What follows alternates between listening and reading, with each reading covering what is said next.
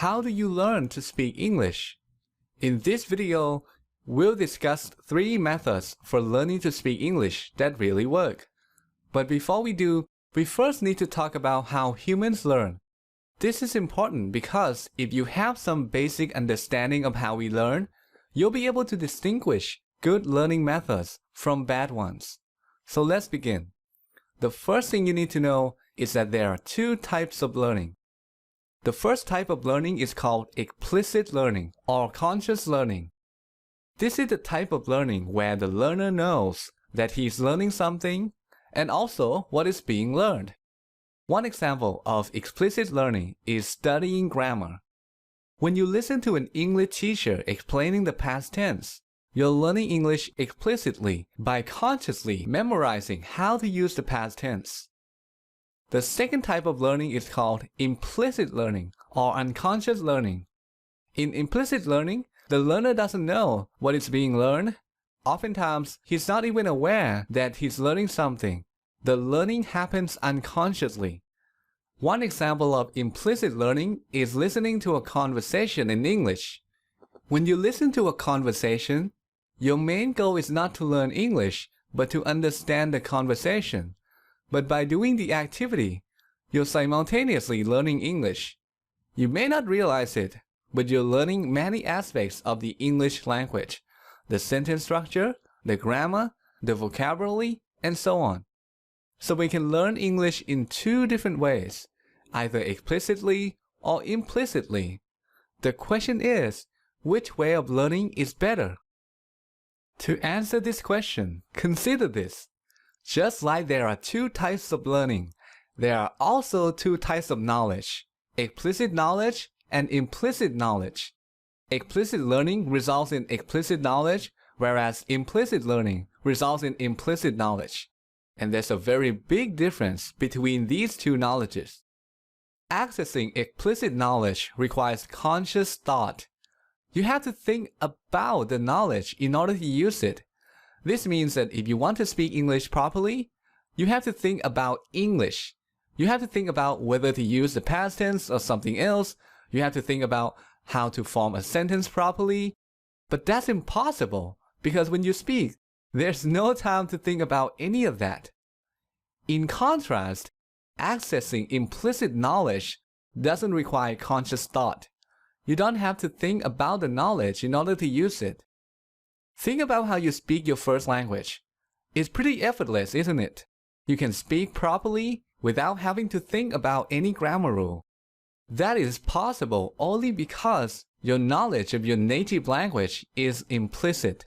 For this reason, implicit learning is a much better learning strategy. When you don't have to think about English, it frees up your mind so you can fully concentrate on expressing your thoughts and ideas.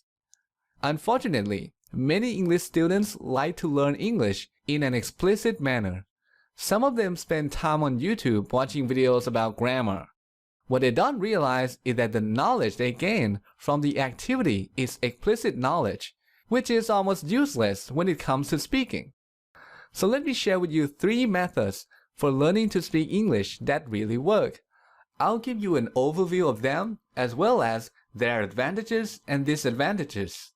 And at the end of this video, there'll be a link to a free resource where you can study each of these methods in detail.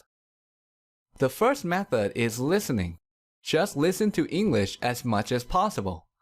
An advantage of this method is that it's easy to do. You can do it while stuck in traffic, while exercising, while waiting in line, and so on. But the main drawback of this method is that it's too passive. Listening alone is not enough.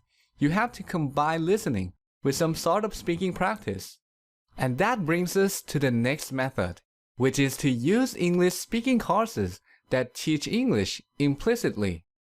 Let's see how these courses work. Is there a cat? No, there is not cat. No, there isn't a cat. What is there? There is a dog. A dog. There's a dog.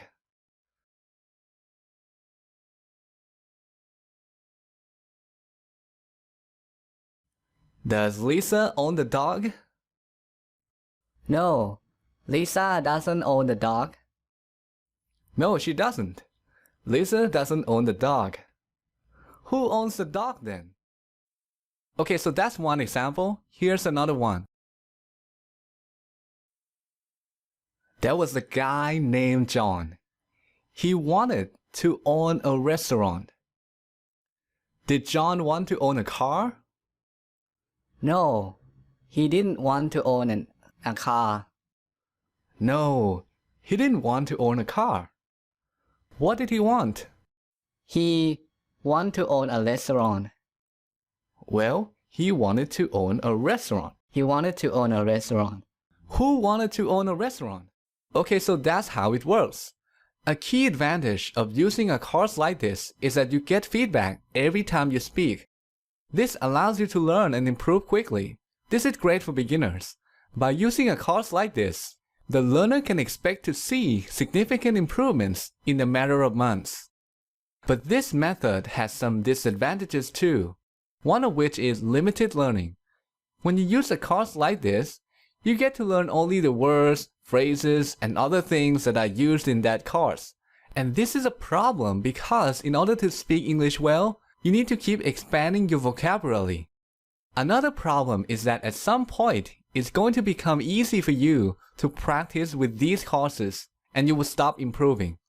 When that happens, you're going to need to use a different method in order to keep getting better. And that brings us to the last method, which is called imitation.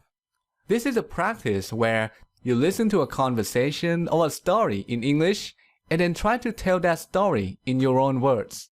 And by doing so, you get to learn grammar, vocabulary, and other aspects of English. This is a great method for intermediate and advanced speakers.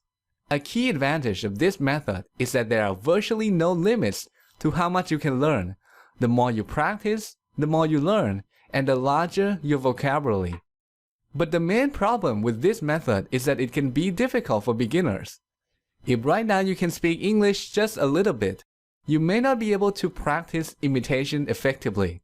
If that's the case, you might want to start with 1 or 2 speaking courses before you start using this method. Okay, so that's an overview of 3 learning methods that work because they're all a form of implicit learning. If you want to learn more about these methods, check out this resource where you can find a tutorial on imitation, a list of recommended speaking courses, and a video series on how to practice listening the right way. Just click here to go to that resource.